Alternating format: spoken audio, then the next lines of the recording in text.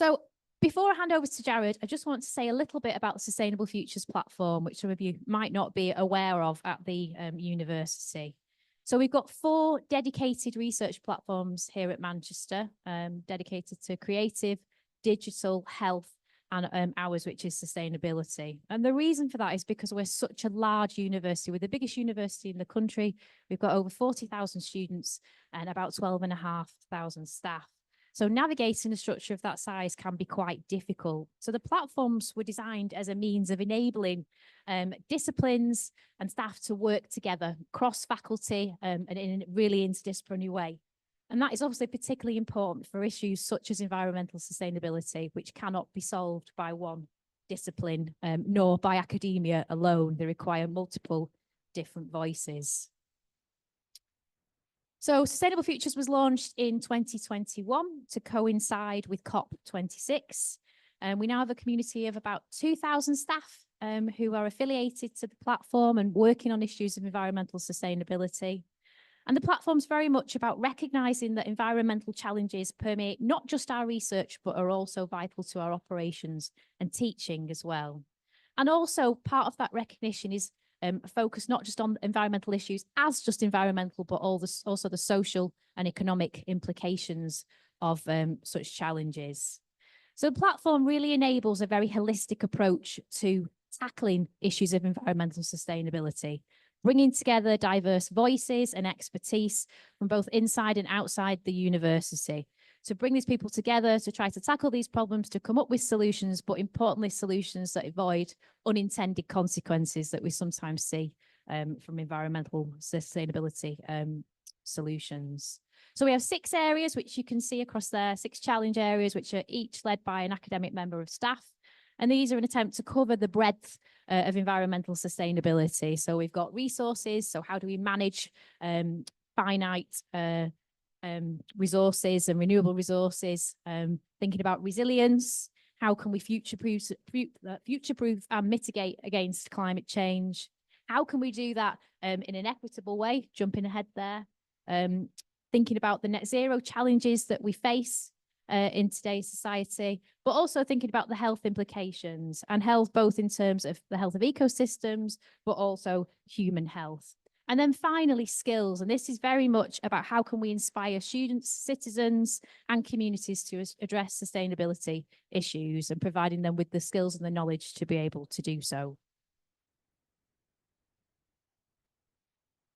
So we do this through aligning people together, determining where we can concentrate our efforts, and providing those points of connection that bring people together, celebrating the successes that we have, and ensuring that we get out to that wider audience and have real world impact as well. So we're attempting to grow as much as we can at the moment, expanding our efforts, tackling further issues and growing our communities. And we do this through a vast program of events.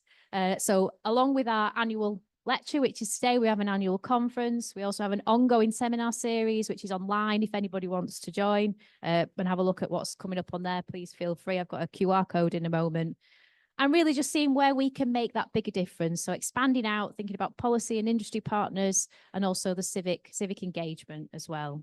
So if you are interested in finding out a bit more, we've got a couple of QR codes. You can sign up for our newsletter and also the upcoming events. So I'll give you a moment to take those down if you want to.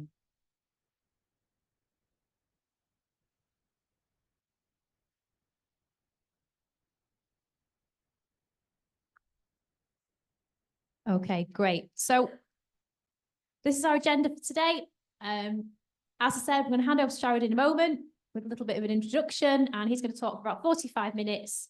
And then we're aiming to have lunch at 12:15, reconvening back in here at 1 o'clock for the panel. We haven't actually got time for questions at this first, directly after Jared's talk. So if you can write them down and bring them along for the panel bit after, we'll get you a chance to ask them then. And then we'll aim to finish about 2 p.m. And I believe some of you will be booked on a tour of the wild exhibition at the museum as well. So probably a little bit more on that at the end, if I know what's happening.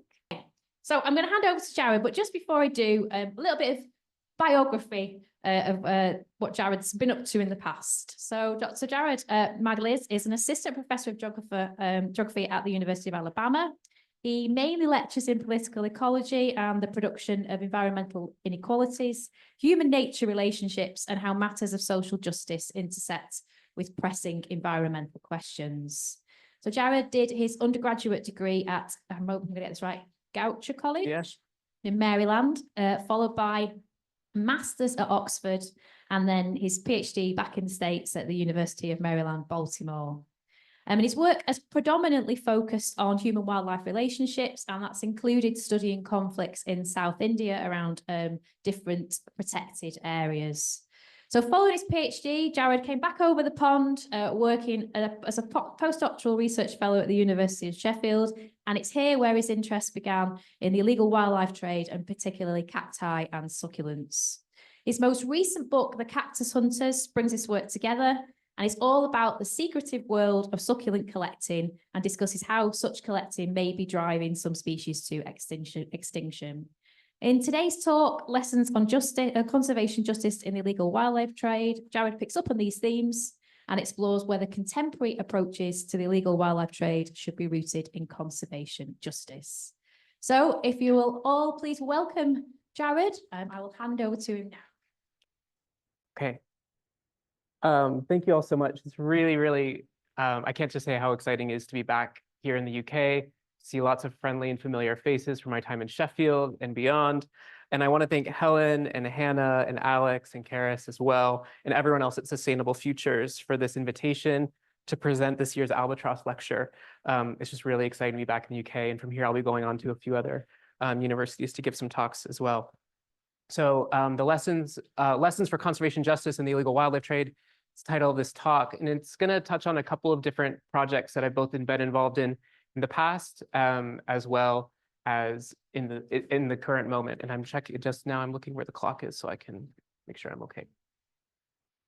Oh, okay, hold on. No, I got it. I'll just push this every now and then. It's 11:30. Great.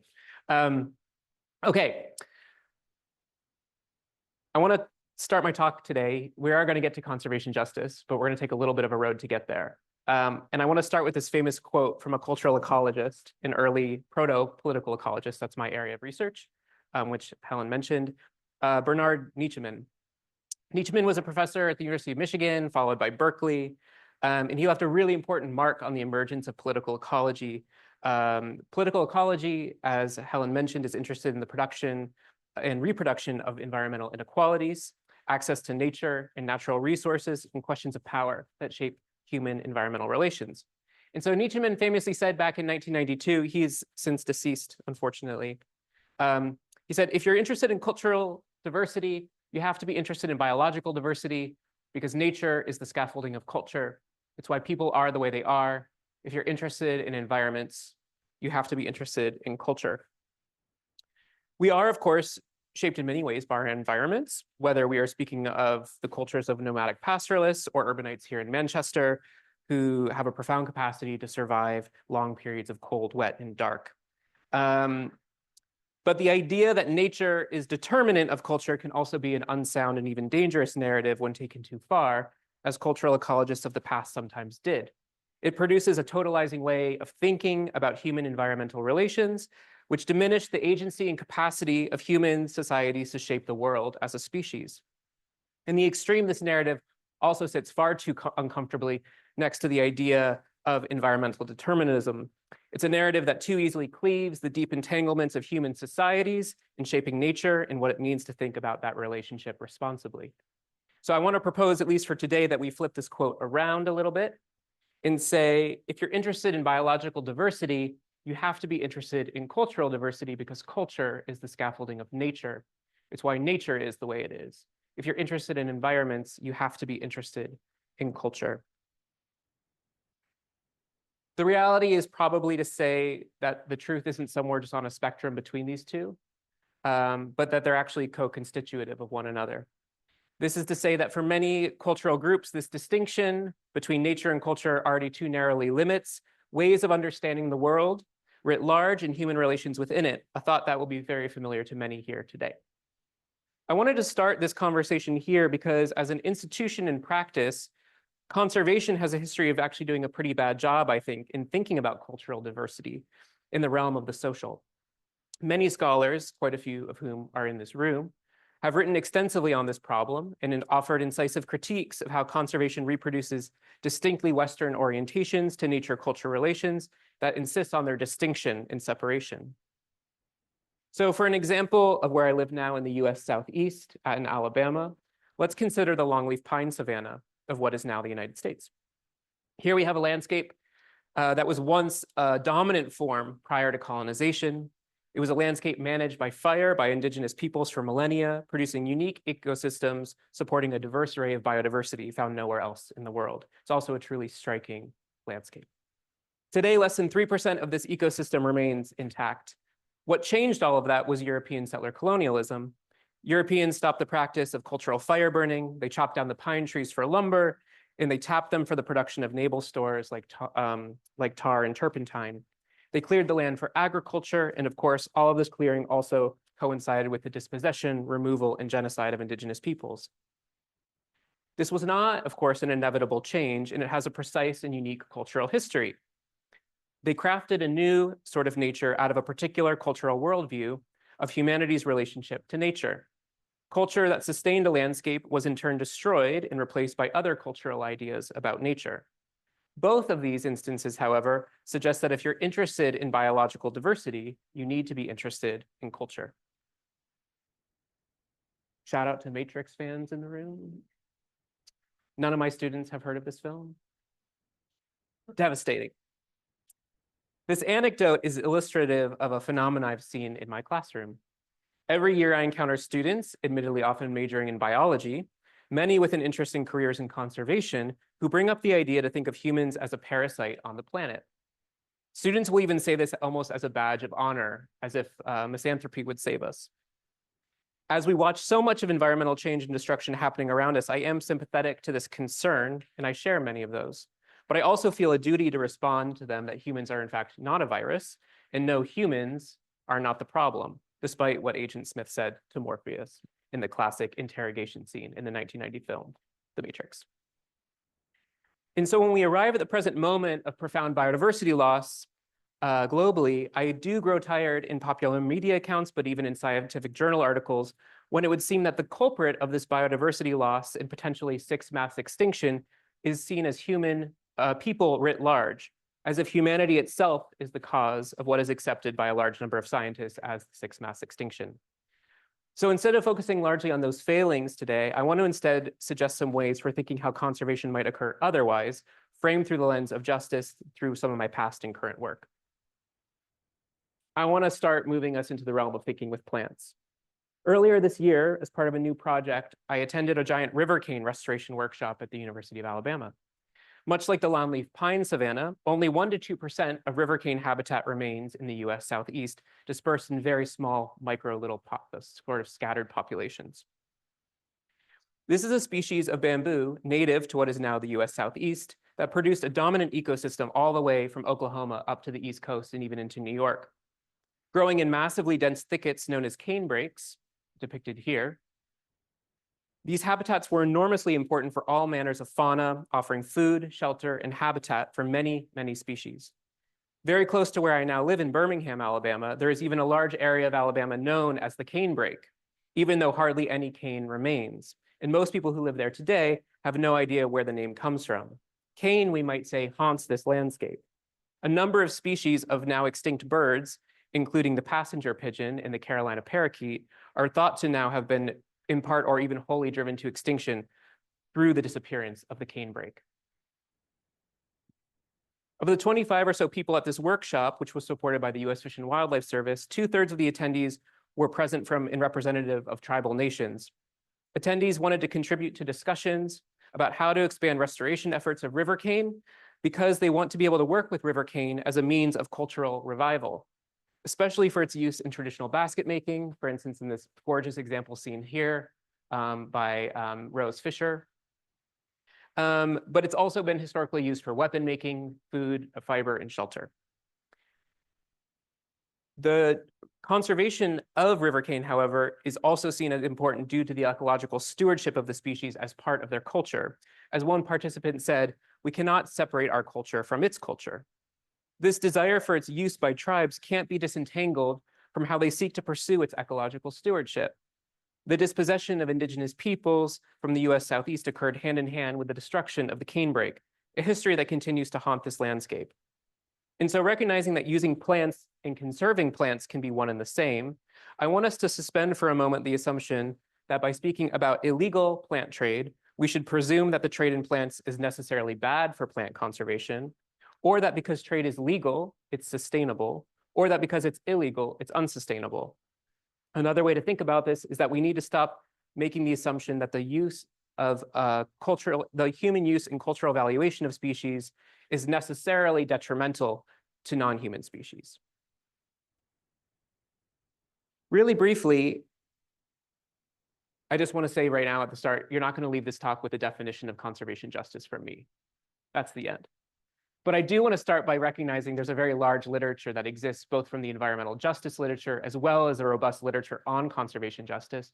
And there are 3 moments of conservation justice, just to give us some vocabulary, that I want you to sort of pay attention to and pick up on as it moves through the talk, okay? And these are kind of what we might think of as 3 moments or kinds of conservation justice, and they all matter. One would be just distributional justice. And this is thinking about how the sort of differences between stakeholders in terms of who gets the rights to material benefits from conservation and who bears its costs and responsibilities, okay? The next would be procedural justice, which thinks about how decisions are made, who participates, and on what terms. And finally, and arguably maybe one of the hardest, is recognitional justice, which is normally concerned with thinking about identities, forms of cultural difference, and worldviews, what in academia some folks might think of as ontology, okay? It's also about sort of the extent to which different agents, ideas, and cultures are respected. And this is from a very influential paper from back in 2016 on the subject of justice and conservation. So pay attention as I move through the talk to see if, for instance, these moments crop up for you. So this work on illegal plant trade started during my postdoc, as Helen mentioned. And so I do want to give a shout out to both Professor Rosaline Duffy, who's in the back. Hi, Rosaline. Hannah, who's also sitting next to her, in this really amazing moment in my career, which arguably was the happiest in my research career. This was a project called Biosec, led by Rosaline Duffy, exploring the increasing entanglements of biodiversity conservation with the security sector through efforts to combat illegal wildlife trade. So for the next several years, I studied the illegal trade in cactus and succulent plants. I conducted qualitative and participatory research in 7 countries across 4 world regions with plant conservationists, botanists, law enforcement agents, plant collectors, and plant smugglers and traders. This was to understand why it would seem that the people who seem to love these iconic, beautiful, and often rare or endangered plants the most might often be entangled in their illegal trade, population declines, and even extinction. Oftentimes, the focal point in political ecology are matters of political economy, which is to say we oftentimes do things like follow the money. But what I soon came to find in this research, which is what I expected to do in this project, who's making money off of these plants? But what I soon came to find in this work was that attention to economy alone was not taking me far enough in making sense of these relationships. Something else was in the mix. And for a while, I felt quite lost in thinking through what sorts of theoretical frameworks could help me understand this paradox of how some people might be complicit in loving plants into extinction. Ultimately, what I landed on was a need to pay attention to desire. While there are some clear and obvious examples of how economic profit drives some of this illegal plant trade, and I'm going to get into some better examples of that towards the end of my talk, including ones I write about in my book and ones I'm studying now, many of the collectors I spent time with were clearly not engaged in illegal activity for the money. Strangely enough, many of them actually argued they were committing acts of wildlife trafficking as an effort of species conservation, as an act of species care.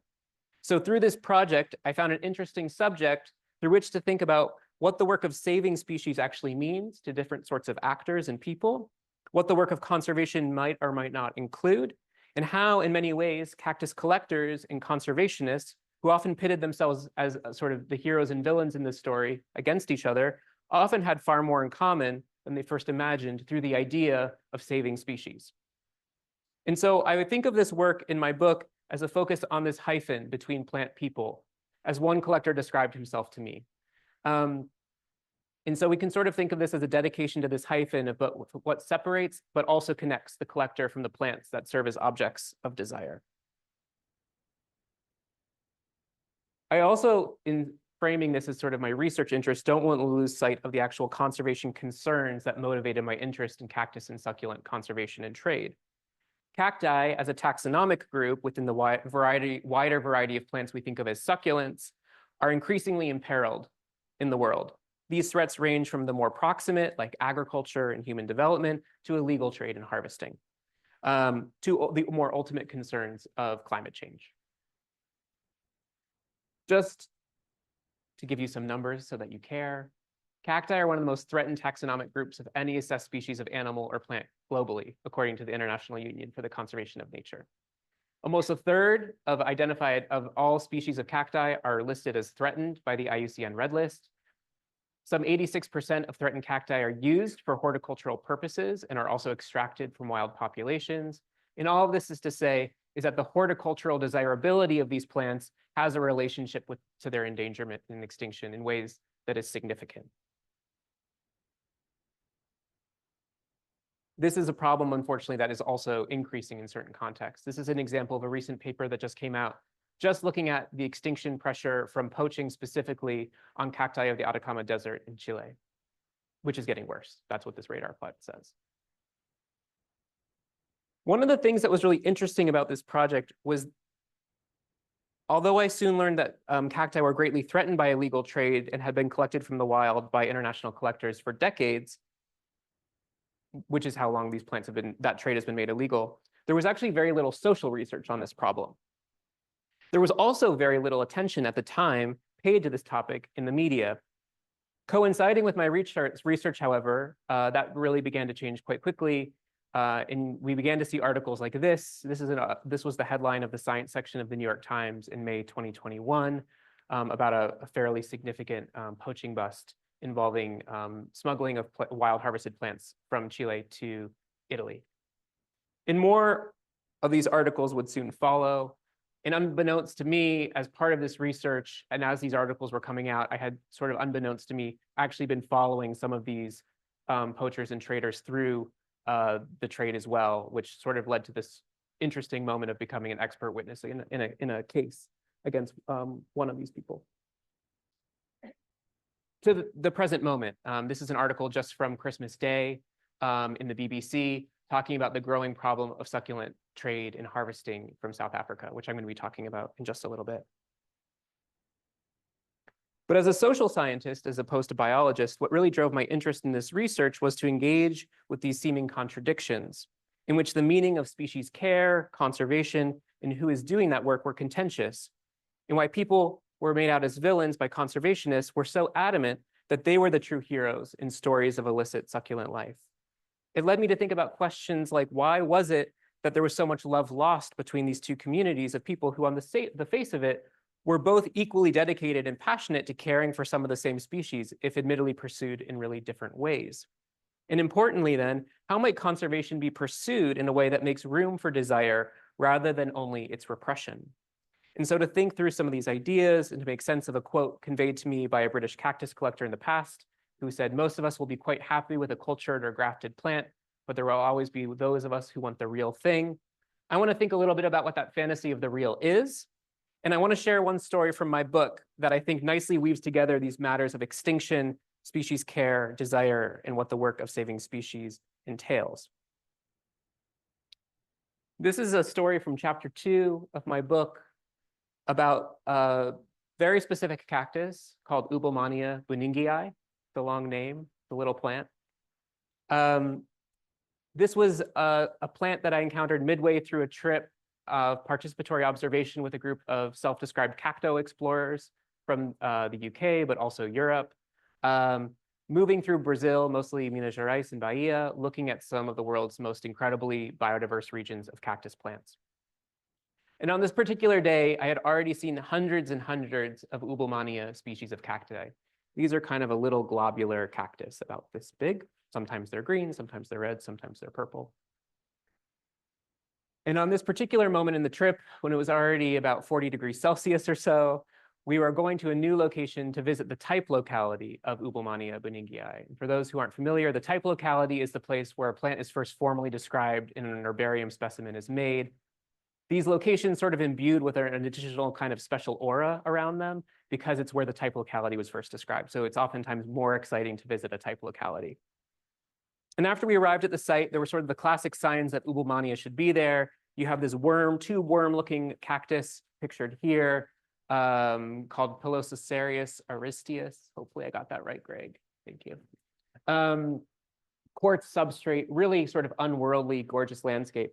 But after about an hour of searching, we did not find Ubomania beningii, even though we had the precise geographic coordinates for the type locality. The plant was supposed to be there, right? There was a Brazilian botanist who was with us, and I asked him, where is the plant? And he said, well, I was here 3 years ago when there were hundreds of them, and now they're gone. And I, of course, naturally asked, well, why are they not here? Is it climate change? Is it habitat destruction? Is it pasture grazing of cattle? And he said, no, it's illegal trade for the collector community abroad. And this was a really sad moment. And what was really interesting to me about this moment is I had seen hundreds and hundreds of these other Ubomania already during the day, and frankly, I was fairly bored of them. But suddenly, in the moment of its absence, this plant my relationship to this plant changed in a way that became deeply effective. I felt emotionally invested in this plant that was simply absent, right? I came to care about the thing through the sort of void left in its wake. The group was really forlorn. It was very sad. We had some debates about the meaning of collection and saving species. And then suddenly, out of the corner of my eye, as we were about to leave, I saw this little thing. And I had seen enough Ubomania already on that day to know that this was it. This was the thing. Little purple cactus haloed in white in a pre-pandemic, less battered version of myself. And it was deeply moving to the point where I almost cried. I wrote in my field notes, I don't know if you have any mushroom foragers in the house. No? Okay, I'm a big mushroom forager. We could talk about that later. It felt like the first time I found a morel mushroom in the woods after looking for it for years. Just extremely moving. I felt a connection to this plant. I was given all these slaps on the back. We all posed for photos of it. I was told I made the trip. It was a moment of brilliant elation. But then very quickly followed by this deep sadness of recognizing, yes, we had found the plant, but literally there was only one left. This is it. And as far as we knew, this was the only population of the species as a whole. Okay? And then a really interesting thing happened. I was speaking to a Dutch collector who was there, and we're looking at this plant. And he said to me, the strange psychology of collectors in this hobby is that some people would now say, okay, this is the last one, and we should take it home to protect it. Plenty of people would say that. It's interesting, therefore, to think about what the work of saving means in the context of the collector, because it struck me as an extremely paradoxical statement. The thing that was driving the species into extinction was precisely the thing he was suggesting would be the thing that we should do in order to save it, right? So how conservationists think about the work of saving species and how the collector imagines saving the species were obviously not the same. Right? And so here, desire to save the species became entangled with desires of possession. I'm going to do this throughout the talk where I share quotes from other people whose work I really respect and admire. There's a really brilliant quote from criminologist Simon Mackenzie and Donna Yates, who's a really just amazing human being.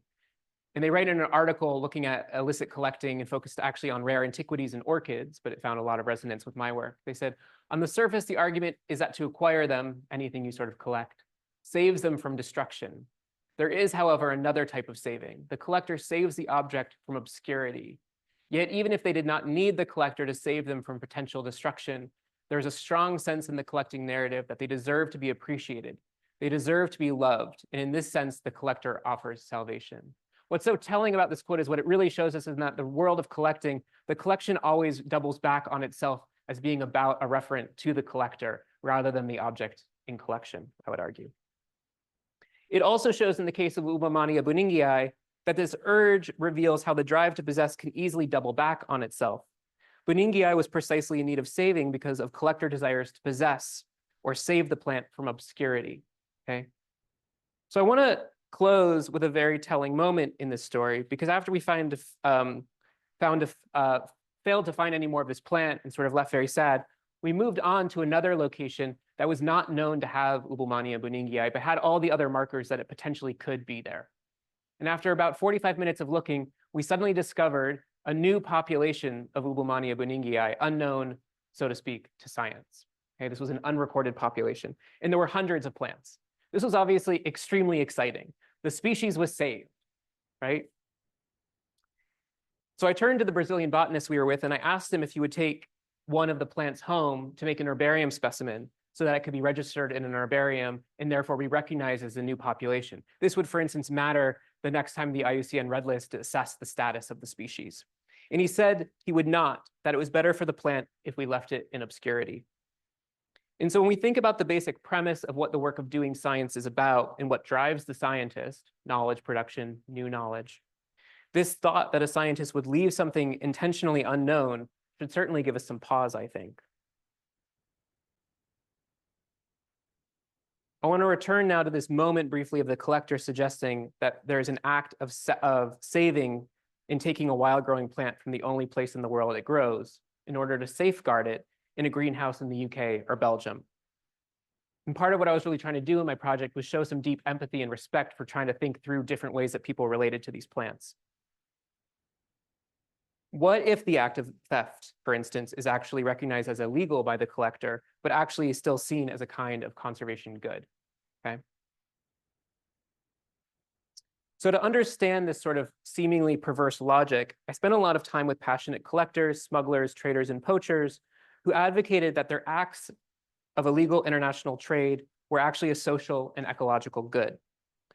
I sort of draw this out in my book through the idea of the Robin Hood conservationist as a way to seriously think through what it would mean to recognize the letter of the law, but disagree with it on the grounds that they believe their actions in illegal trade to be ethically correct, okay?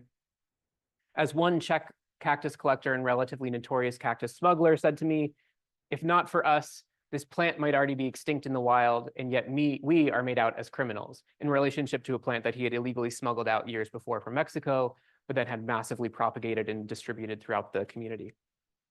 So the argument of the Robin Hood conservationist is that collector desires and drives will inevitably lead to the outcome of the story of Ubulmania buningii, extinction, unless collectors around the world can access the genetic material to grow the plants themselves, such as through cuttings or seeds.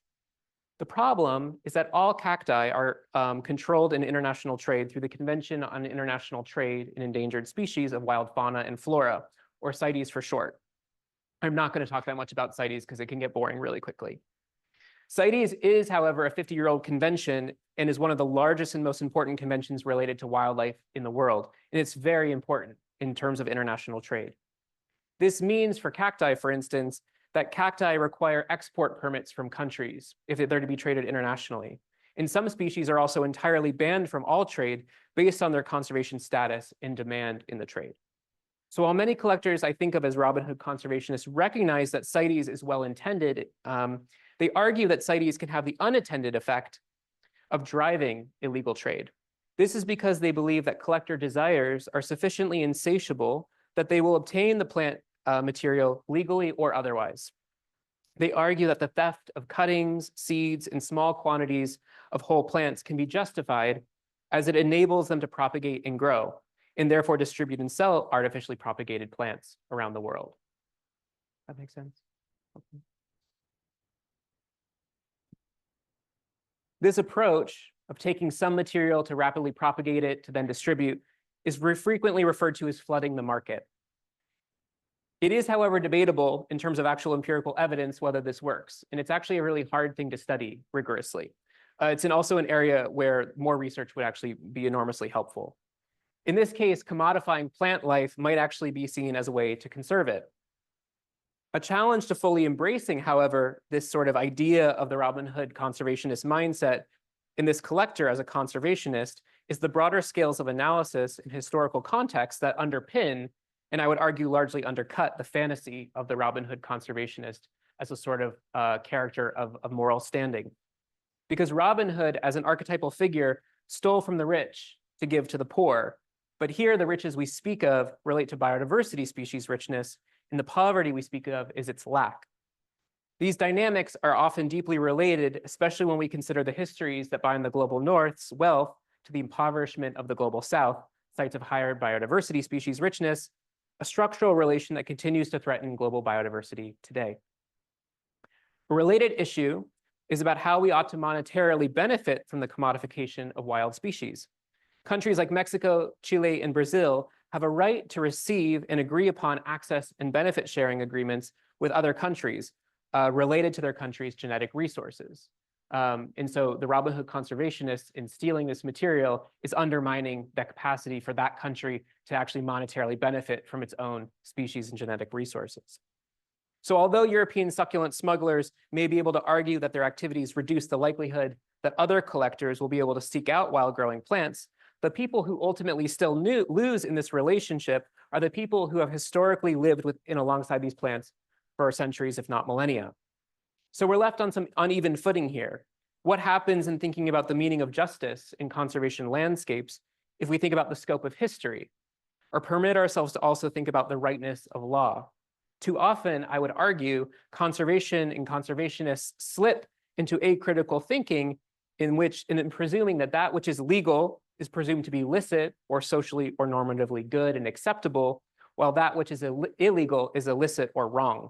I don't think we need to look very far to think of examples where, for instance, the law can be very unjust to different groups of people. I do want to leave this particular moment in my talk about cacti and succulents on an up note or a positive note, because there are places of hope that I see. And so, for instance, in this study, and this was based on survey work I conducted after my primarily qualitative work with some colleagues based at Kew in Oxford. We did a survey of mostly British and also our UK-based and US-based cactus and succulent collectors. And what was interesting in this survey, there's a lot of survey data, but was that the problem of collection of wild plants was seen as really a serious problem within these communities, okay? Which is what you see in the top. And very worryingly, that the problem was also increasing in severity, okay? That the problem was actually getting worse. At the same time, however, the community saw themselves as having a very important and largely untapped ability to play an effort in conservation. Okay? Problem is getting worse. The problem is very serious, and we have a role to play in helping solve this problem. Okay? There was an interesting caveat in this survey, though, because our survey largely focused again on the UK and the US, but they overall, in terms of where the problem was coming from, blamed external actors rather than themselves. Even though our research found that between 10 to 15% of all the collectors we surveyed had engaged in some form of illegal activity related to cactus and succulent trade, their ire was focused abroad, especially at succulent collectors from China, South Korea, and Japan. So this points to an issue, again, of scale in conservation justice. Okay? What scales of intervention should conservation justice be pursued through? We need to not only think of conservation justice as something that occurs within conservation landscapes, I would argue. It needs to be inclusive of the web of people, actors, creatures, and cultures that shape conservation outcomes, as well as the terms by which conservation is defined. So this is the kind of stuff I get into in my book. I don't have any copies of it. The project moved sort of in a very follow the thing kind of orientation, where I sort of tried to take seriously these sort of diverse perspectives. And ends was trying to think about what would it actually look like to sort of develop what I think of as flourishing geographies of succulent life, pursued through an engagement and embrace of desire. I'm going to turn now to a newer collaborative research project in South Africa and South Korea. This is a context in which direct collection of plants is currently undertaken primarily for the economic value it provides for harvesters to international buyers. So again, this is quite different than much of my book, which focused on these matters that are sort of beyond economy and thinking about desire. And this is a really cute picture of our research team in a virtual succulent meeting room. My collaborators here are Annette Hubschle, based at the University of Cape Town, and Junseo Hwang, who was previously based at Sungkyuho University in South Korea. as well as now he's based in Germany. And this is a project funded recently by the Illegal Wildlife Trade Challenge Fund. And our project's title is Safeguarding South Africa's Succulents Through Analyzing Demand and Supply Networks. So beginning around 2019, illegal trade in a wide variety of South African succulents began to rise dramatically. Reports suggest a strong correlation and possibly indirect causation between the increasing number of seizures in illegally harvested plants and the COVID-19 pandemic. There's a couple of narratives that we're exploring through here. This has been a popular narrative in the media. One version of that narrative is that because of COVID, international collectors who previously traveled themselves directly to South Africa to collect plants for themselves were no longer able to, and it required the sort of emergence of new supply chains connecting international collectors, for instance, via WhatsApp groups and private Facebook groups, with people on the ground in the succulent Karoo region of South Africa, emerging with these new supply chains, connecting people around the world to these plants. The second narrative relates to the potential idea that during the pandemic, as we were all trapped inside, the sort of house plant economy blossomed. And with the rise of the sort of archetypal plant mom or plant daddy, suddenly there was just an astronomical new demand in these plants because of like Instagram.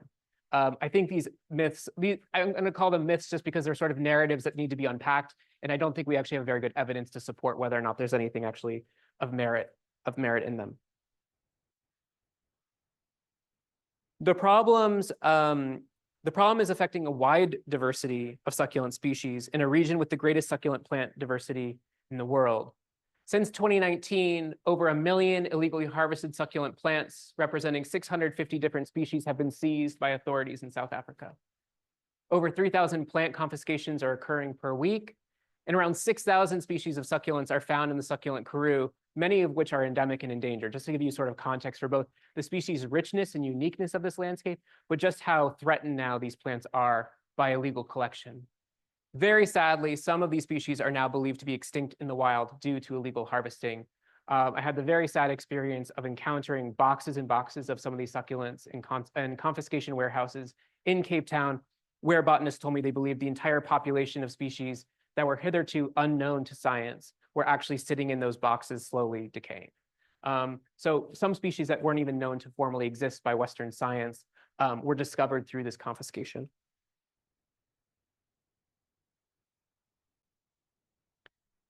Part of our research is involved in trying to understand these shifts in supply chain that have rapidly occurred and how different supply chains are responding to novel pressures and opportunities, as well as the kinds of actors that are being enrolled in them.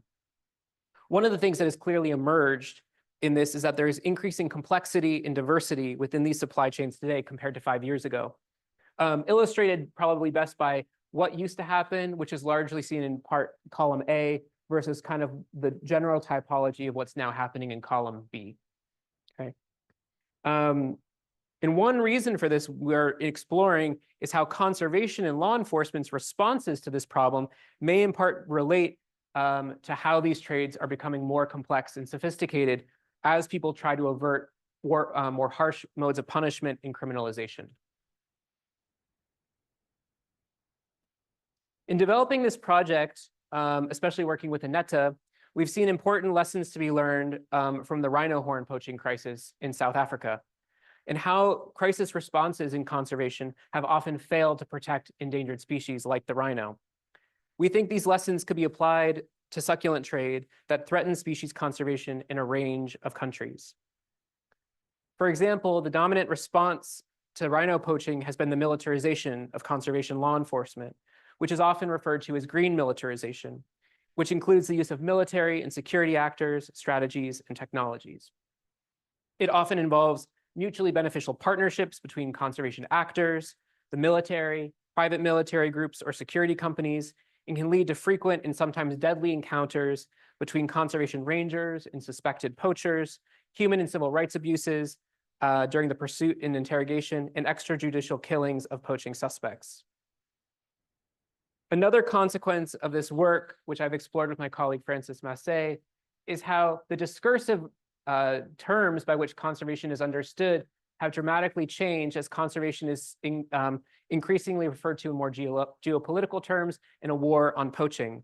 And so in a research project in which we analyzed 15 years of US Fish and Wildlife International grant funding, we found that just as this sort of war on poaching narrative was emerging, especially in Southern Africa, a dramatic shift in the kinds of projects that the Fish and Wildlife Service was actually funding, okay, with a much more heavy emphasis on anti-poaching, combating wildlife trafficking, and law enforcement, compared with what we might think of normally as the kind of basic groundwork of conservation, things like habitat management, education, and research. The impact and consequences of militarized responses are far-reaching. This work has led to incidents of rape, torture, extralegal killings, and more.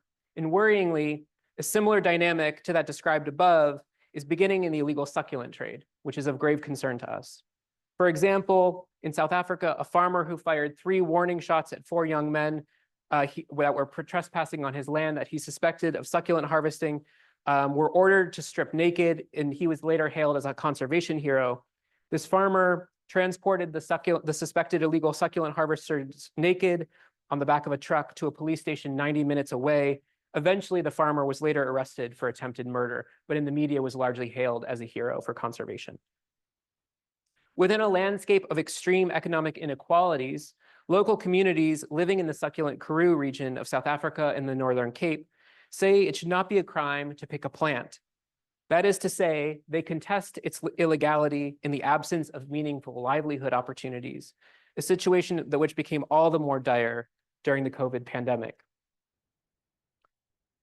It is not, however, and this is drawing on the work of Libby Lundstrom and other colleagues, including my colleague Francis, it's not sufficient to speak of this simply as an issue of what's often referred to as poverty poaching. Rather, it has a great deal to do with inequality, which is a set of relations. As my colleagues write in their article about the rhino horn poaching economy, I see this as holding relevance to the succulent poaching problem. If we draw our attention towards inequality rather than poverty, it points to thinking about how conservation justice has a sort of possessing of a relational quality that demands engagement across scales of analysis, inclusive of distributional, procedural, and recognition-based forms of justice.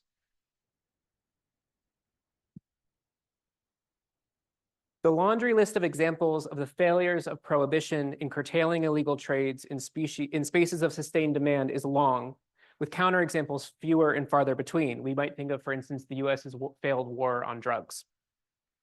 So instead, we are proposing contra prohibition, what we're thinking of as the idea of socio-ecological harm reduction to approach the illegal wildlife trade. Okay. A socio-ecological harm reduction approach would involve participatory decision-making, in which impacted communities have a significant voice in shaping conservation strategies, ensuring that these are not only ecologically sound, but also socially equitable and economically viable. This idea is informed by the harm reduction approaches that emerge from the public health sector, especially in response to drug use and other forms of harm related to addiction. So harm reduction is understood by the National Harm Reduction Coalition in the US as a set of practical strategies and ideas aimed at reducing negative consequences associated with drug use. Harm reduction is also a movement for social justice built on a belief in and respect for the rights of people who use drugs.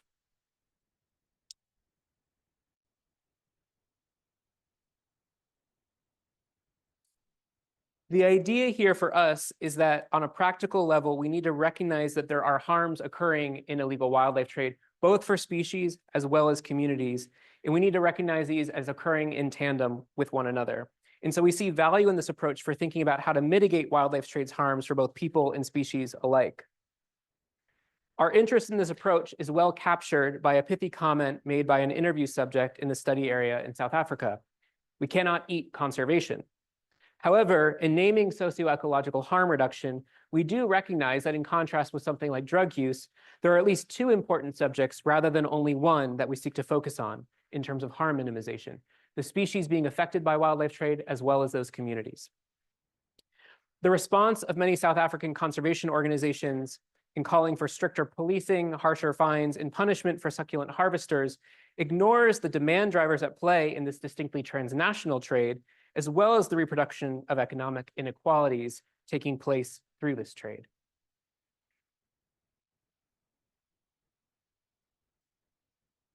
In my last few minutes, I'm going to talk about a new project that I think also dovetails really nicely with some of these themes related to socio-ecological harm reduction and a lot of the trade dynamics taking place in South Africa within this transnational context, turning back home to the United States, where I started a new project focused on Venus flytraps. So the Venus flytrap looms large in botanical lore. I'm assuming most people are familiar with the species, probably, right? It was variously described by Carl Linnaeus as one of the, against the order of nature as willed by God, because he thought it was monstrous for sort of upending his tree of life. And perhaps more sympathetically seen by Darwin as one of the most wonderful plants in the world, who later wrote an entire book dedicated to insectivorous plants because they were endlessly fascinating to him. The species, however, despite its sort of global renown in familiarization and things like a John Lewis ad, is actually restricted in population just to the coastal Carolina regions of the United States and is considered a restricted endemic, now almost exclusively found in coastal North Carolina, with a few remnant patches in South Carolina. The Venus flytrap evolved to become carnivorous to respond evolutionarily to the extremely acidic soils of the longleaf pine savanna that I mentioned at the beginning of the talk, in the nutrient-poor soils of this landscape, which required additional sources of nutrition, namely eating bugs. So although it's been always endemic to the Carolinas, today its habitat is extremely restricted.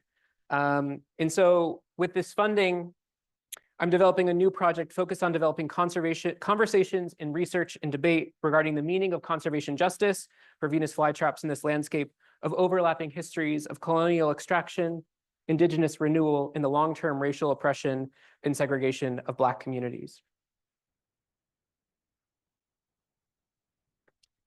In particular, a lot of my work is focusing on the increasing criminalization of Venus flytrap harvesting. And what's important to understand about this is that today, beginning in 2014, North Carolina elevated the illegal harvesting of Venus flytraps to a Class H felony. This is in the same category as breaking and entering, escaping state prisons, and dogfighting.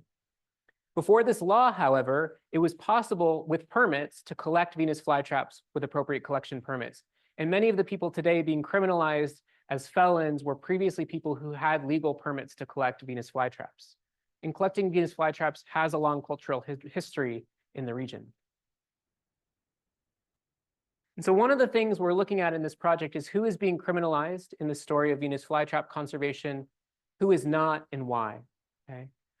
There was a recent article by my colleague, Sarah Hess-Graybill, who was doing a cultural history of Venus flytraps in the Carolinas, in which there was a nice quote in her article by someone who had previously been involved in the culture of Venus flytrap harvesting, who said, "What about those developers that are coming in here and destroying billions of Venus flytraps and taking the wetlands away and putting concrete on top of it? People have been digging flytraps for decades, and they always come back." And so as part of this work in trying to think about how I can push my work forward in ways that reach sort of diverse audiences, I turned to a colleague at the University of Alabama, my colleague Joel Fuller, who's a digital illustrator, who has a really long tradition of his work focusing on issues related to Black oppression, the Black Lives Matter movement, and his own family's history in the civil rights era in Birmingham, Alabama. And so with Joel, we ultimately produced a 16-page comic book with support from the Collaborative Arts Research Initiative at the University of Alabama and the Band Foundation to think through some of these ideas around what conservation justice means. I do have a few copies. Sadly, I couldn't bring enough for everyone here. I would love to give you all a copy, but you can look at it digitally online at my website. And if you do take a look at it, I would love your feedback on it. This is sort of a new project and experiment for me. And it's fair to say, in looking at this project, we're finding importantly, very important focus on both distributional, procedural, and recognitional forms of conservation injustice, I would argue. And this is, what I will say as a researcher is when I first sent the sort of draft script to Joel, and then he wrote me back and said, "This is great, you just have to cut the words by 90%. There was a real value in trying to think about how do we effectively communicate what are often very sensitive topics, but also really complex topics. So thinking about, for instance, issues around racial profiling that are occurring in these landscapes, issues around the intersecting issues of Black racial oppression alongside Indigenous dispossession in overlapping landscapes. And it's not easy stuff. And so one of the things we're trying to do through this work is really just sort of set the groundwork for developing meaningful collaborations that can be sustained in the future. And one of the things that's really struck me in this work is the deep parallels we found in this work with the work I'm doing in South Africa, and in how much it relates to my colleague Annette Hoopsle's idea of contested illegalities. I think this is well summarized, for instance, in this one scene from the comic book in which the protagonist is explaining to his grandchildren, we had more land that was available to be gardened full of fly traps, so taking a few plants was okay, but now it's all been developed and the wilderness is all that's left. That's why we have these laws now. It's all upside down if you ask me. So we're interrogating questions about the meaning of wilderness, who does it serve, where does this idea, for instance, of exclusionary conservation areas come from, especially in the context of the longleaf pine savanna, which is a landscape that literally only exists through human management. Okay? Without management of fire management, these landscapes would no longer exist, and Venus flytraps would go extinct, actually. So thinking about these ideas has been a really interesting process with him. This mode of storytelling is also informed by research I'm conducting in parallel and publishing in scientific journals, engaging stakeholders like state and federal agency officials, conservation managers, and scientists in knowledge synthesis and production. And the one thing I just wanted to pull out from this slide really quickly from a paper we recently published in Conservation Biology is that despite all of the media attention that's being focused on illegal harvesting as a driver of Venus flytrap endangerment, from a scientific orientation, illegal harvesting is not really seen as a driving cause in general of Venus flytrap endangerment and extinction. Far more concerning is ongoing habitat destruction and habitat loss, which under private development laws is perfectly licit and legal, right? So one of the things we see here is through private property ownership, people are able to wholesale destroy the landscape of Venus flytraps that used to be that was really extensive. But if you as a person enter conservation spaces, you're made out as a criminal. Okay. I just want to end by saying in this talk, I've not suggested specific ways of defining conservation justice.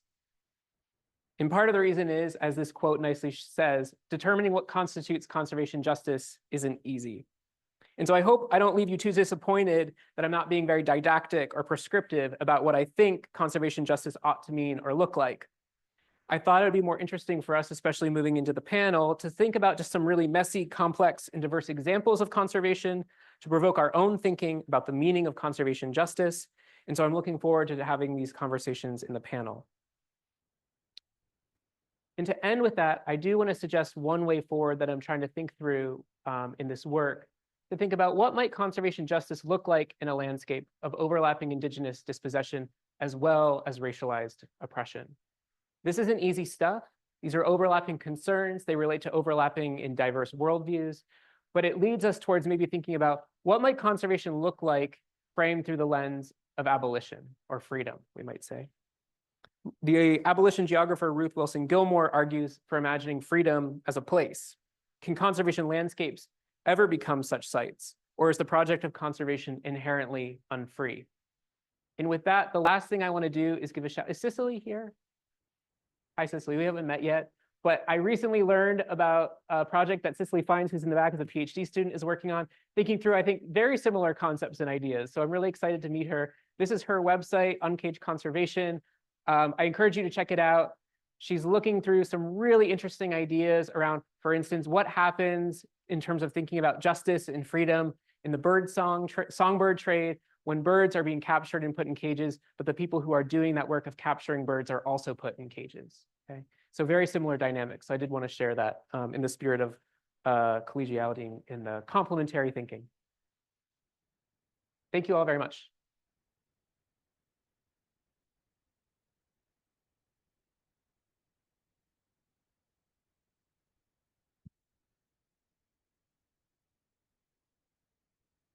So a huge thank you to Jared for a fascinating talk. And I'm sure that's given lots of people ideas for questions, but I'm going to get you to hold on to them for now until the panel. So we're going to head to lunch.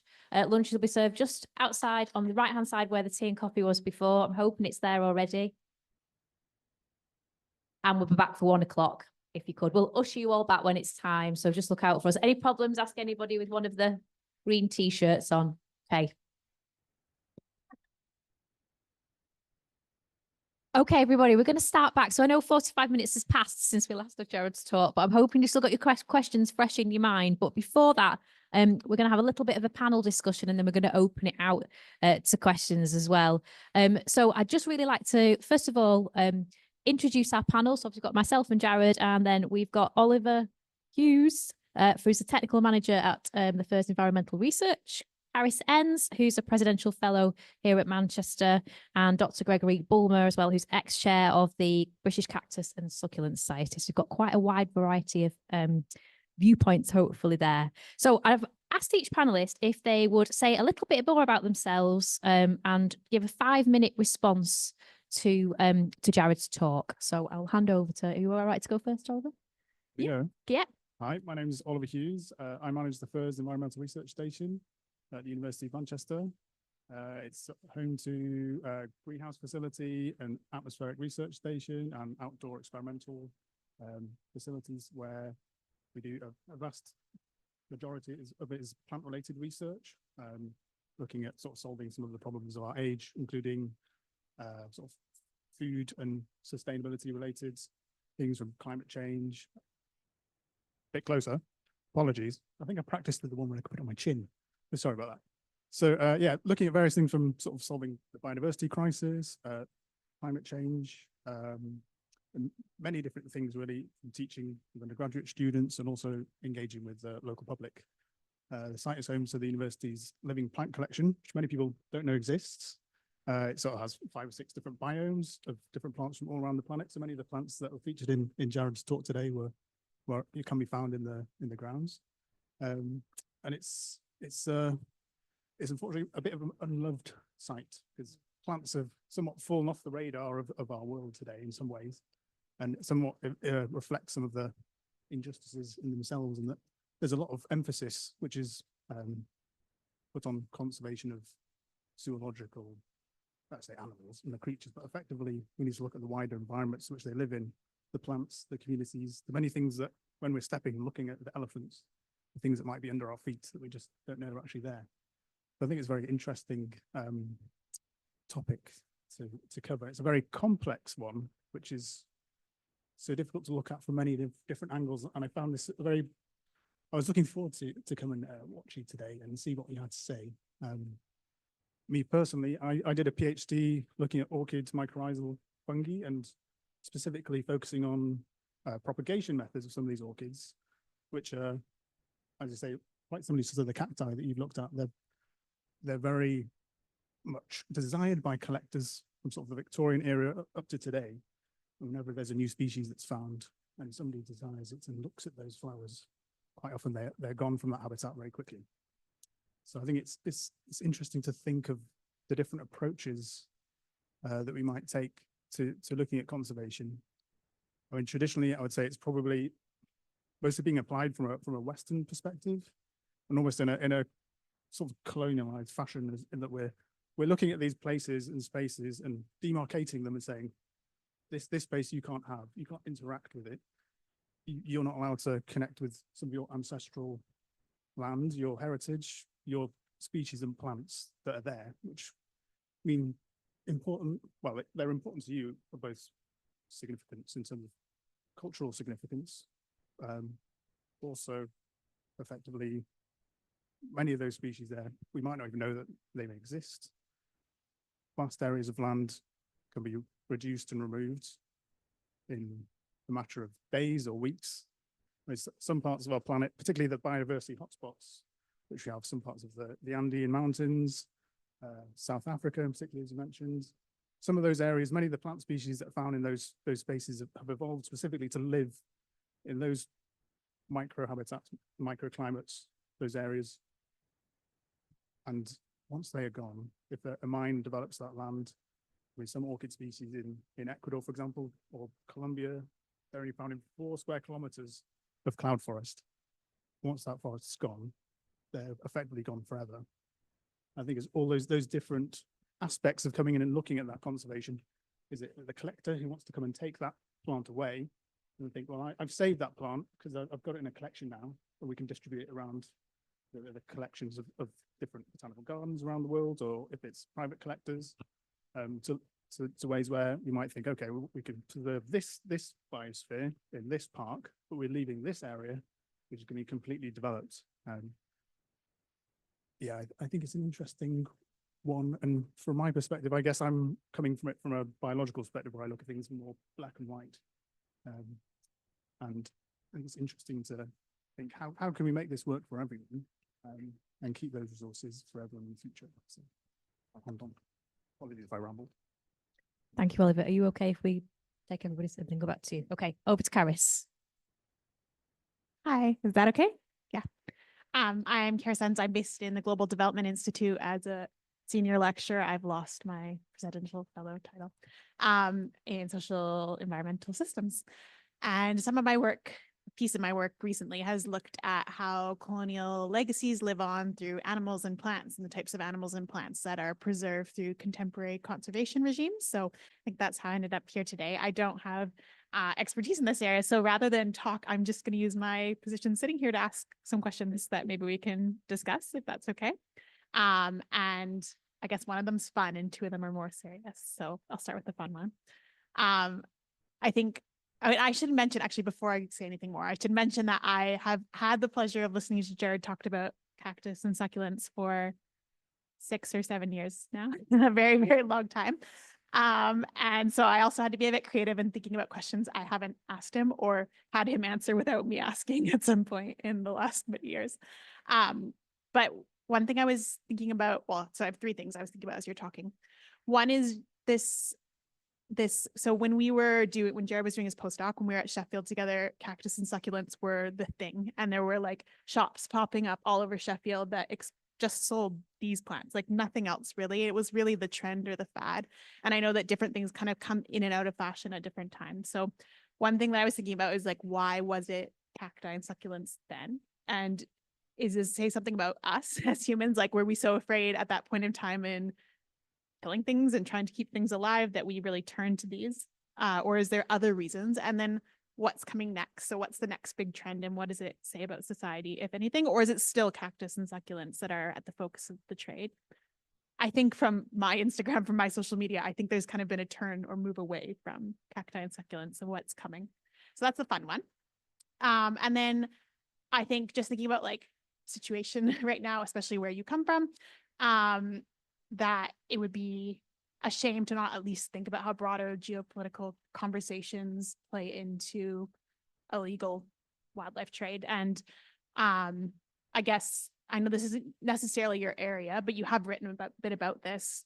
To just thinking about what does it mean when you have the US that's closing down borders and trying to prevent people from moving and people from moving from countries where you've done your research into the US? What does it mean for the plant trade there? Does it have any implications? But then at the same time, in other places you're working, like South Africa and East Africa, there's this move for open borders or no borders at all.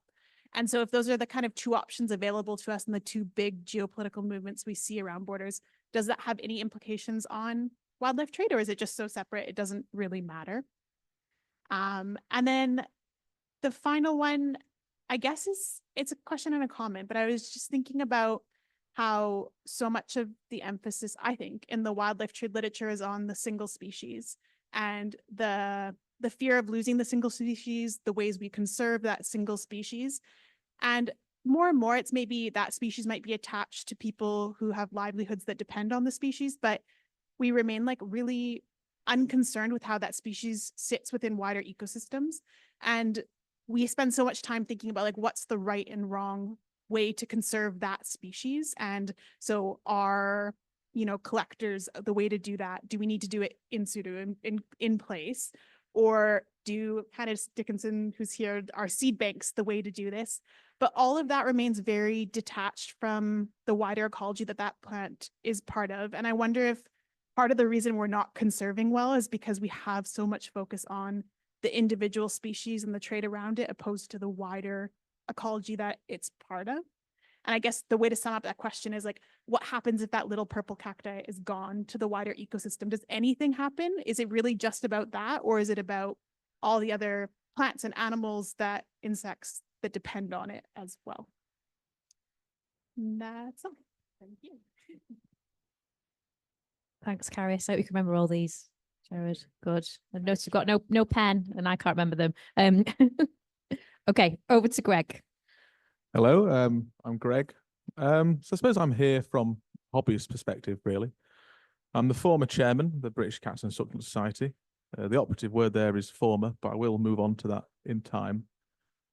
The British Cactus and Succulent Society is an interesting one.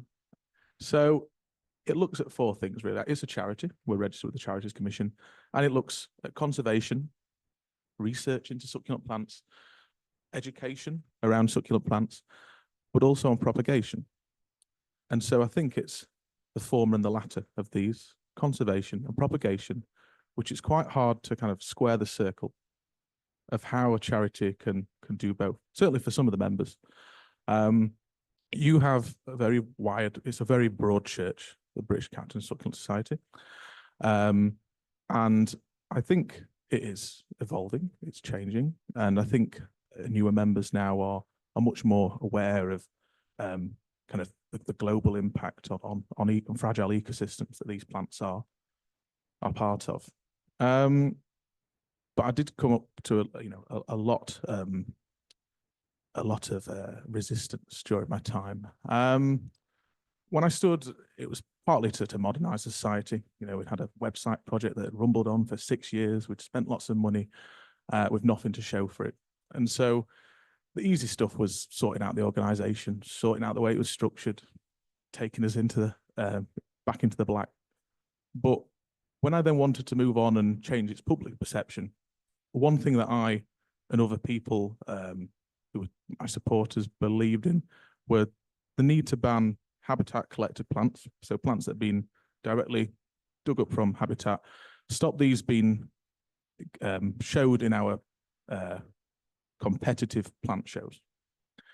Of course, once this topic came up, you can't really brush it under the carpet. And so there was a debate, and I was quite clear that for me, I thought that it was important these plants were no longer lauded. I don't know how to say the word. I think it's absolutely imperative that a conservation charity cannot say that this plant that has been dug up from habitat is desirable. You put a rosette on something, you're saying it's desirable, and you're saying to the public or the other people in the society who view it that they should want to have it. This is the first prize winner.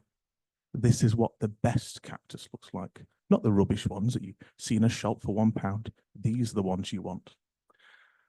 And one of the problems with cacti, which also makes them so intriguing, is just, you know, they are extremely, I say extremely evolved. There's no such thing as extremely evolved, but they are very niche. They're very niche, you know.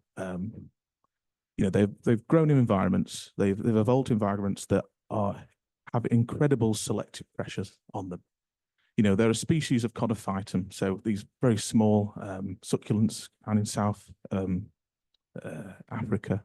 There were some pictures of some of them in Jared's talk. Some of those species, the entire population, reside in an area less than the size of this lecture theatre. You know, they are, as a starting point, extremely rare. And I think this is part of the allure to a lot of collectors, is the word rare.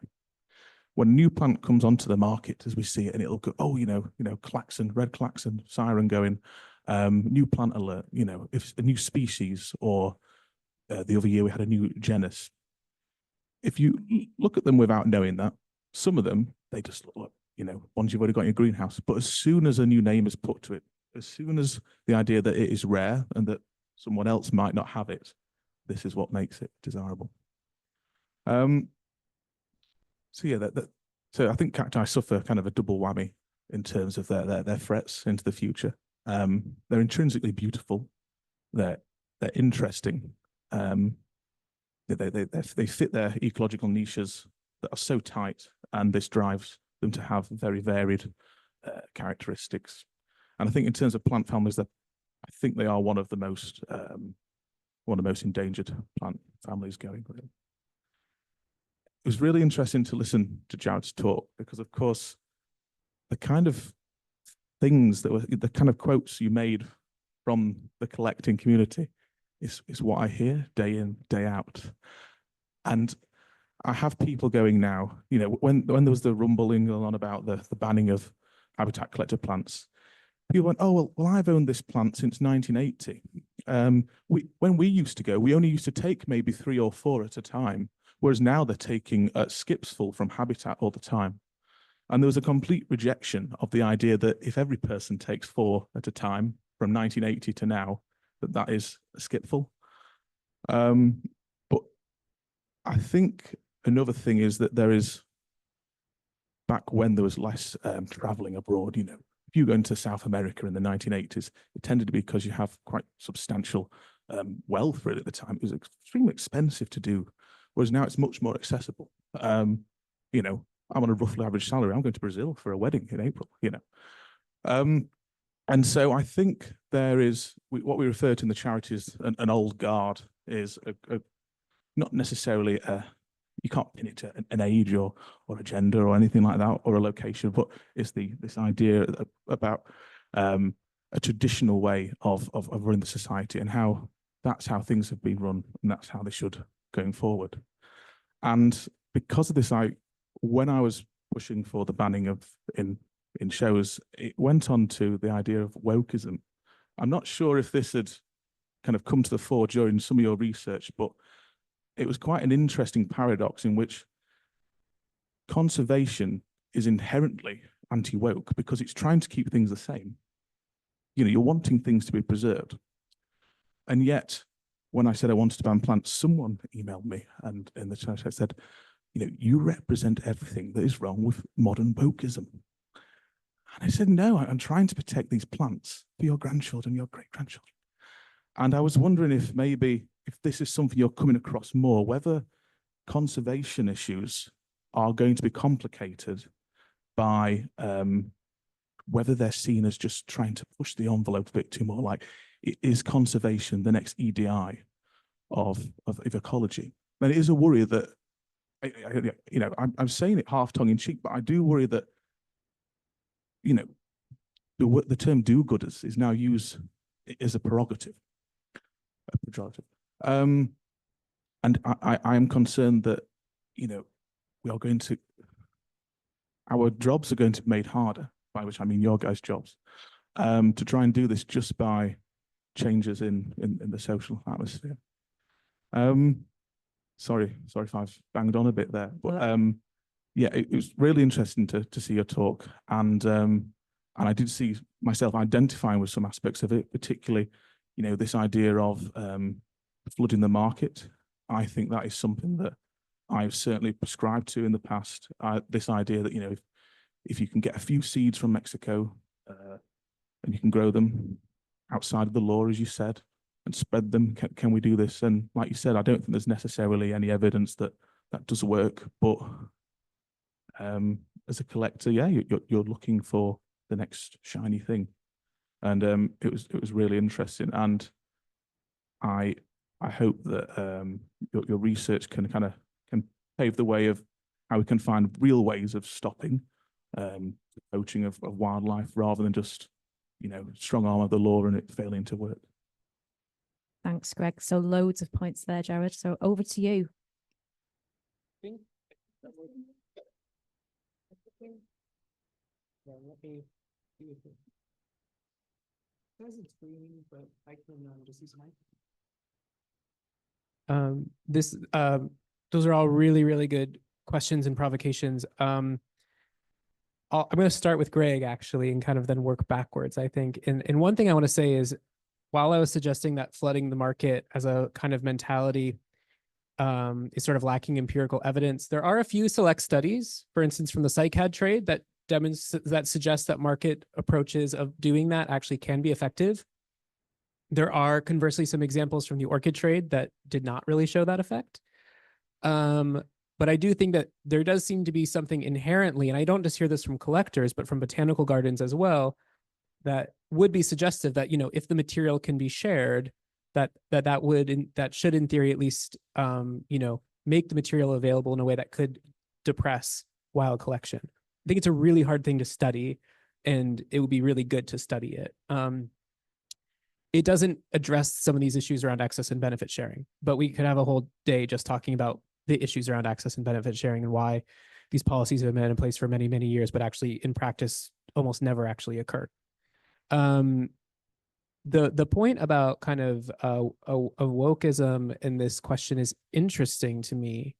It's not really one I've thought much about, other than to say that if you read some reviews of my book by folks from the collector community, that definitely emerged. I think, pardon my French, but I think pseudo-intellectual communist bullshit was maybe one comment that was left on Amazon. I probably had emails from them as well. Yeah.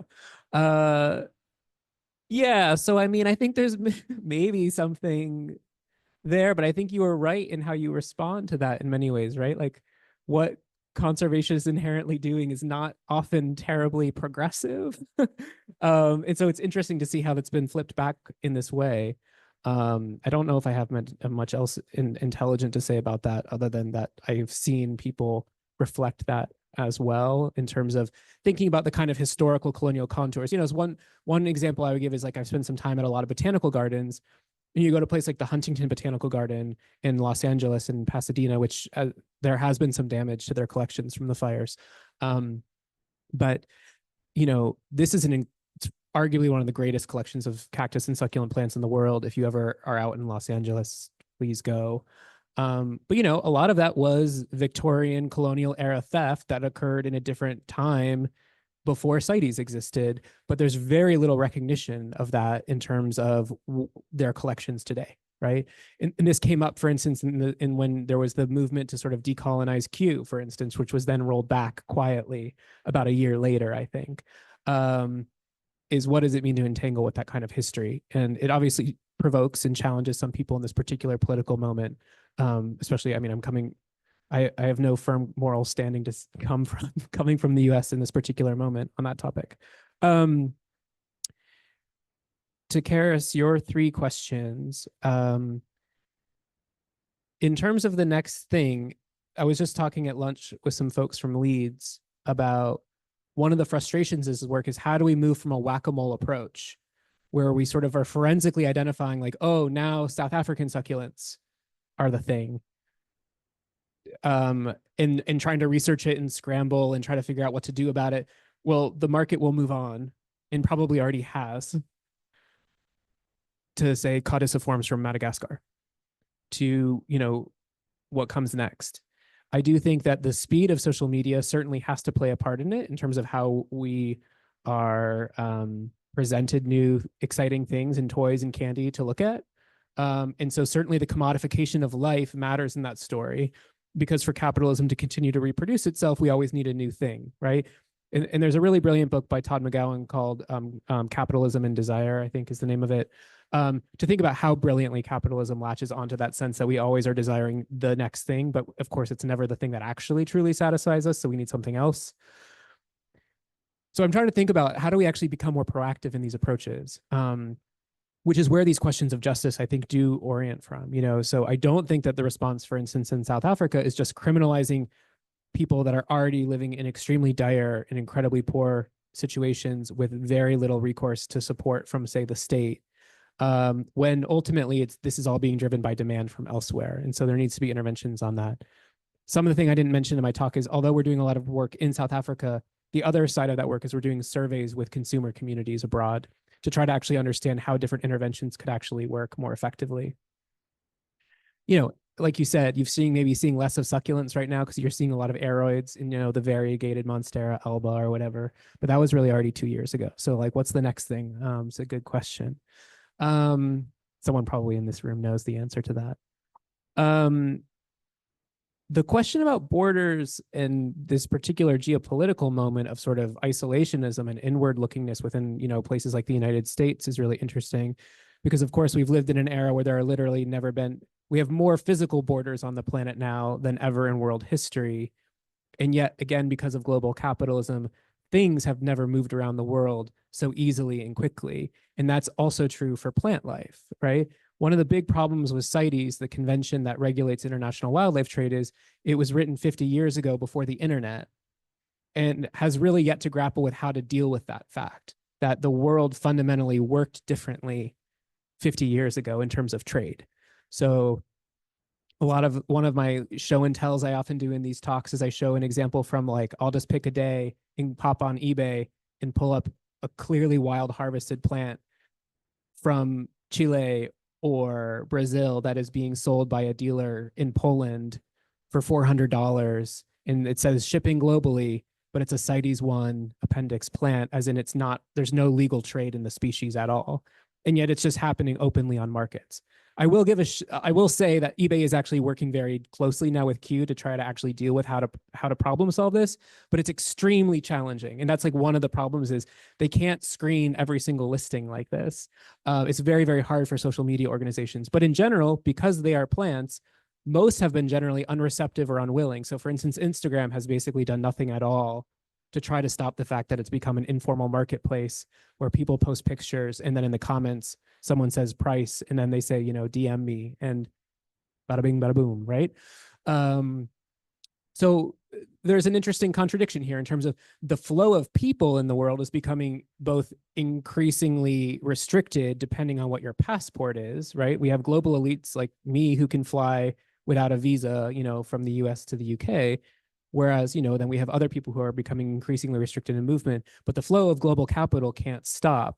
And when plants become commodified, they are part of that flow. So I don't know if I really expect that to change. I think that contradiction will just continue to impress itself upon us. But I suspect that under our current administrations, restricting trade seems less likely despite the sort of bombast around tariffs. We'll see what actually happens. But I suppose that is a possibility. The last question was, yeah, I'm glad you asked this question about, are we focusing too much on an individual species? And there's a couple of things I would say about that. One, it's very fun talking to botanists about what a species of a plant even is. Some will simply say to you, well, it's the Latin binomial form basically doesn't actually really apply very well to plants, but it's the best we have of a sort of imperfect system. So how we even know plants, right, can feel quite arbitrary. I was in a great meeting once with agave botanists in Mexico, and they're trying to decide the endangerment status of agave americana. This is one of the most sort of widespread agaves in the Americas. And they were like, well, it's either a complex species or a species complex, right? Like they were just joking about how impossible it would be, one, to disentangle its population, its sort of native population, from its movement around the world with people, because it was used for food and fiber. But also that it just looks like all the different kinds of things, and it's wildly messy. And this idea of it being a fixed thing isn't actually very accurate. I've been struck in doing this work by how many of these rare plants, like Ubelmania buningii, the lack of a basic ecological knowledge is profound. Unambiguously, these are plants that pollinators rely on, that have relationships with, mycorrhizae in the soil. Some are well studied, but many, many more, I think probably Greg would be able to say more, are probably not. And so the unknownness of these ecological relations is kind of astounding at a moment when botany has really diminished as a social scientist. It's funny how much I spend time going to biology departments being like, we need more botanists, which is probably not happening anytime soon. Yeah, I'll stop there. Thank you, Jared. So I did have two prepared questions for our panel, but I'm conscious of time, and I know there might be some burning questions in the audience. So I think we're going to open it up now if our roving mics are ready. So if you've got a question, please pop up your hand and hopefully a mic will come towards you. So yeah, just at the front there. Thank you. Thank you. I think you've touched on this already, but I was just going to say, you started off your talk by talking about, I think it was environmental and cultural and societal equality, diversion and inclusion. Sorry if I haven't got exactly the right words.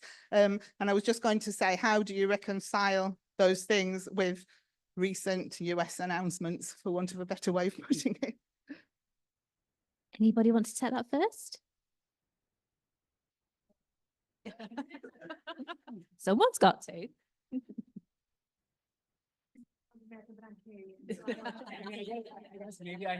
I mean, this is very hard for me. I mentioned last night, I realized I'm someone who like obsessively checks the news like 35 times a day, and I haven't looked at it in 2 days. this is not a moment to put our heads in the sand, but I can feel that I am repressing a very dark moment. I'm at a public university in a deep red state, and our diversity, equity, and inclusion initiatives, of which I was a part at our university, were just banned as illegal in our state. So we're no longer allowed to talk about divisive subjects. Now I'm abroad right now, so I'll talk about whatever I want. But yeah, it's a difficult moment to be an American abroad. I don't think what I've shared today aligns in any way, shape, or form. I think there was a really exciting moment, and I'll just share this brief as an anecdote. In this river cane workshop I attended with all these indigenous partners, I asked one of them, it's fascinating to me because I had never heard of river cane, this plant that was like as important. If you're familiar with the Appalachian mountain range of the United States, and you know what it used to look like when the American chestnut was still there and present, it was a fundamentally different landscape. This is an enormous, enormous tree that was an enormous food source for not only for animals, but also the indigenous peoples of the Americas. And that's how profoundly important river cane was to the southern US. And it's so gone, that people aren't even aware of it. And I asked them, I was like, I have never even heard of this plant. Now suddenly I'm hearing about it everywhere. There's meetings happening. I'm hearing about it from US Fish and Wildlife Service are talking about it. Carbon finance bros are talking about it. The US Army Corps of Engineers is talking about it. It's incredible for soil erosion and water quality. How is everyone suddenly getting on board with restoring this one plant? And one of the partners said, I don't honestly know, but the fact that the Secretary of the Interior for the United States was Deb Haaland, the first indigenous secretary in the United States, has to be part of that story. And that era, at least for the next 4 years, is not on the agenda. I have nothing optimistic to say about that. I'm sorry. Anybody else?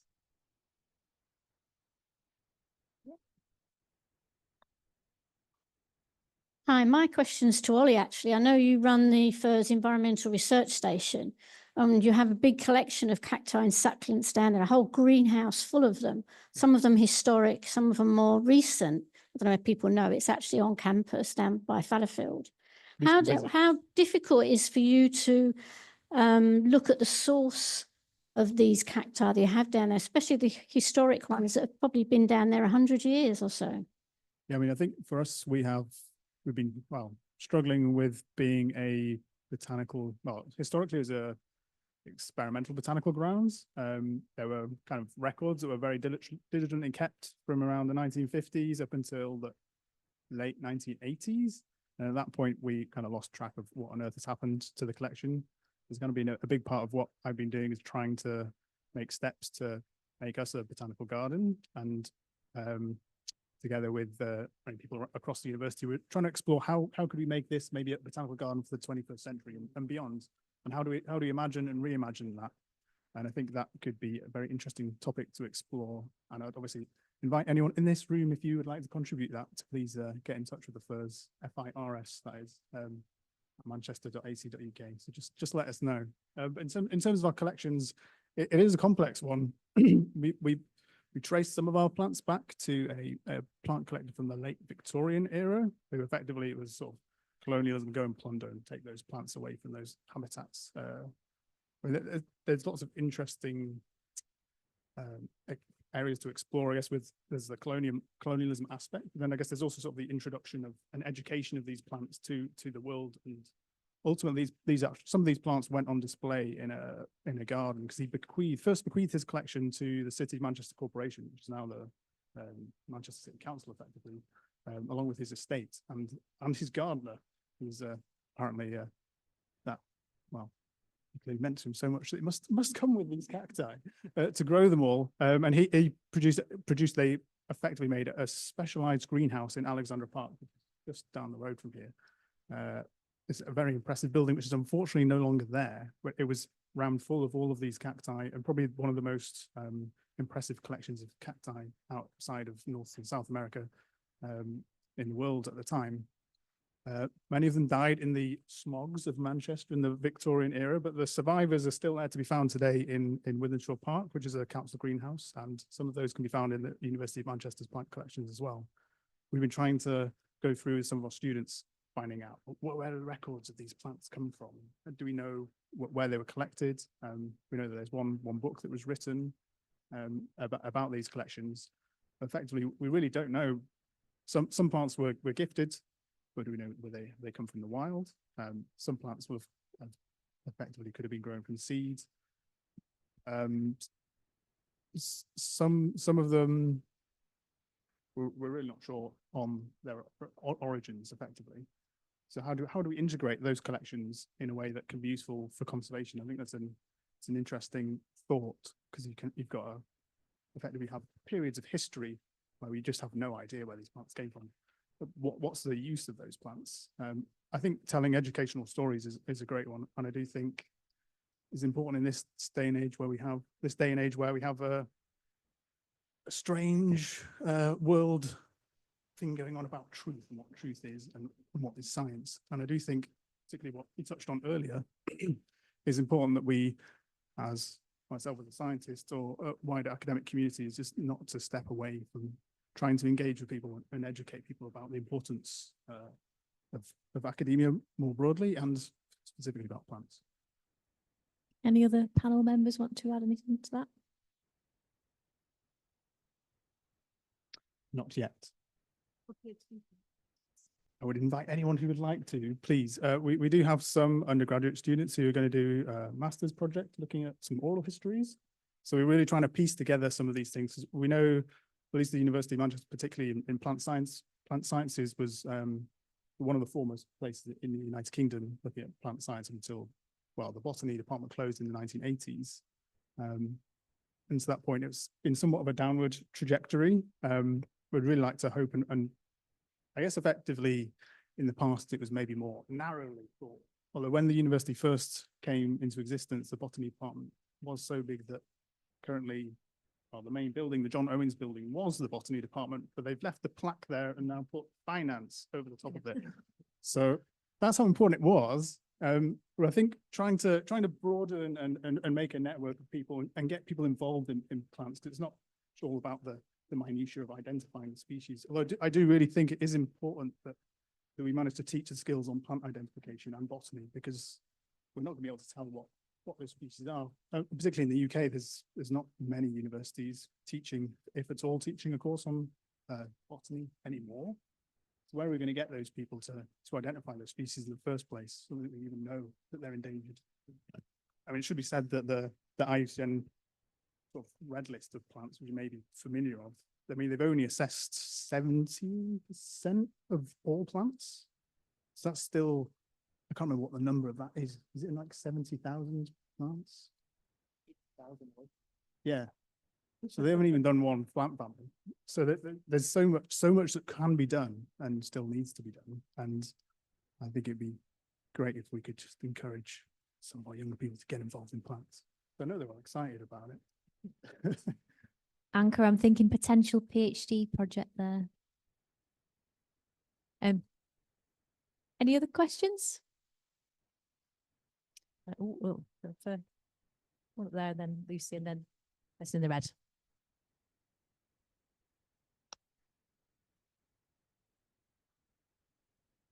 Hello.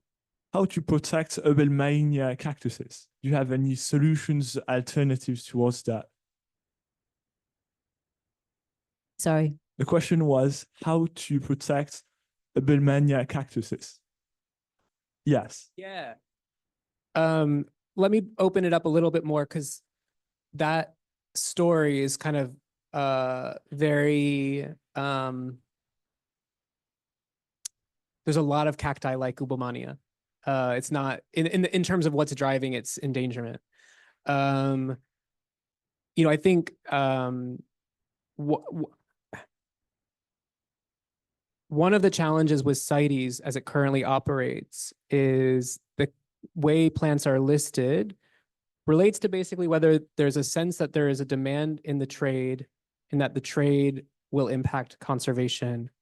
But very rarely when plants are listed, do they actually have to do an analysis of what the impact of the listing would be on the plant's conservation. There is a presumption in CITES that by listing a plant, you are assisting its conservation. And there's a lot of good empirical studies of a variety of taxa that suggest that that's not always the case. So while I don't completely agree with the sort of ethos of the Robin Hood conservationist, there are examples where they have a point in terms of sharing is caring, basically, you could say, right? Except that we need to think about that within this broader axis of who wins and who loses. Political ecologists are always interested in questions of who wins and who loses in environmental contestations, in conflicts. And we sort of imagine that power is not this infinite resource, but is in fact quite finite. And so if someone who has power, if someone who has had less power gains power, it's coming from someone who probably had more power. And in general, people don't like to lose power. And I think we can apply that towards thinking about CITES, because I think ideas around, for instance, access and benefit sharing agreements are extremely valuable and important. And I think the people that have lived with these plants the longest and steward them to the point where they're still here with us today should be the primary material beneficiaries of the trade and sale of those plants. But practically speaking, that rarely is the case. The other problem with access and benefit sharing agreements is it's predicated on the idea that sovereignty rests with the nation state, a political form that's only a couple of 100 years old, and doesn't necessarily have any bearing on the benefit actually accruing to the people who live in a particular landscape, right? So there's this conflation of the idea of the state reflecting the values and needs and wants and desires of a community. And that, I mean, that doesn't require a lot of imagination to imagine how that's not often the case, right? So I think one of the, I guess the long and short of that is, I think, again, like a lot of people would say, CITES is an extremely well-intended convention and it has an important role, but there's a lot of ways in which, as a bureaucratic apparatus, it's been slow to respond to the realities of how quickly this material can move around the world. And currently, as it exists, the people who ought to be, in my opinion, benefiting from that trade still are not. And so we need interventions that can think about, for instance, how does the technical expertise of mass propagating and growing these plants that you have in places like, say, the Netherlands actually get transferred to, say, places like communities in Mexico where these plants are derived from, so that they can actually be the ones to monetize and commodify and make money off of these plants. I've sort of had to like leave by the wayside the part of my brain that says we just shouldn't commodify life, period, because it's happening. And so then the question becomes, well, who wins and who loses? And that's still an issue that hasn't been addressed. Okay, if the panel don't mind, I'm going to just ask for one last question because we're getting a bit short on time now. I need to make sure that everybody's there for the tour who's going. So yeah, just there.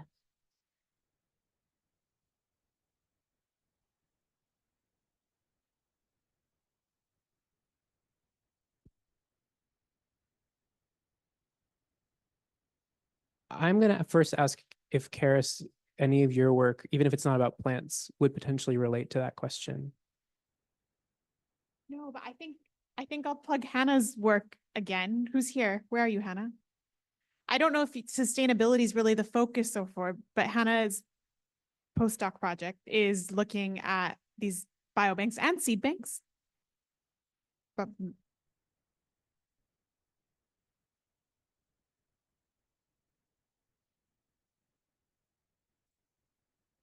and I mean, I guess both of you would be interesting to comment on this because it applies to seed banks as well. But is this actually like a more regulated, sustainable way of preventing things from going extinct in the wild? But that has to be done alongside conservation in place with people and wider ecologies in place. That's just the first thing that came to mind. I know there are some really interesting indigenous seed collection projects and seed, like kind of seed sovereignty. And that's not just for food movements. That's also so things can be commodified and sold by the people that live on the land. But yeah, I guess those are two. Yeah, options. I mean, so the one thing I would add is, so part of what we're trying to do this research in as an evidence gathering project in South Africa is actually to spend time talking with communities impacted by this trade, to talk about what they might actually like to see in terms of those orientations. And so like a big question is, for instance, if the technical resources were there and capital was there, is there even actually an interest in growing these plants, in regulating and legally selling these plants? But that's an open question. And the answer might be no. And then we have to still think about, you know, okay, so what else can that look like? There are a couple of examples from Mexico where this has been attempted. There's a couple of examples from Mexico where it failed. I think there was insufficient kind of technical capacity and support from the state in Mexico in doing that work. I think it's certainly feasible. I think the question is, given that a lot of people have sort of revolved and circled around what that ought to look like, I have big questions for the sort of large institutional level of conservation of why hasn't it been funded yet? And I don't actually have a good answer for that. Anyone else? No? Okay, I think that's a good time because we want to make sure that everyone's got enough time to get to the first tour if you're booked on it. So I'd really like to thank Jared and our panel for such a fantastic and engaging day.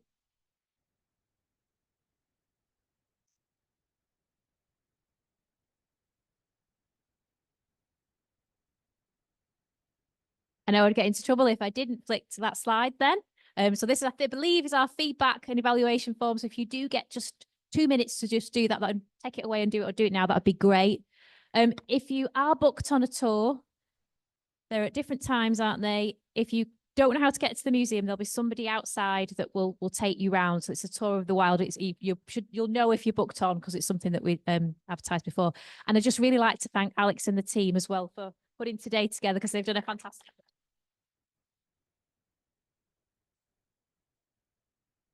So do look out for future Sustainable Futures events, and thank you very much for joining us today.